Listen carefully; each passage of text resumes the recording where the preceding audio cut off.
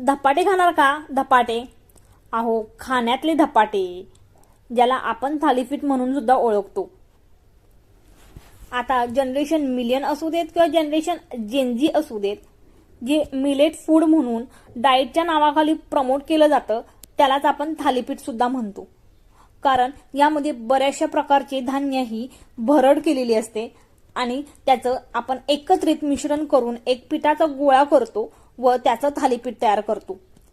आता आपण राहतो बाबा शहरात आणि सगळीकडं भाजणी मिळत नाही, किंवा भाजणी मिळाली जरी तरी ती एकतर खिशाला परवडणारी तरी नसते, नाहीतर मग त्यामध्ये वापरण्यात येणारे अनेक प्रकारचे प्रिझर्वेटिव्ह आपल्याला असं तसंही या हेल्दी फूडमधून अनहेल्दी फूडमध्ये कन्वर्ट करायला लावतात.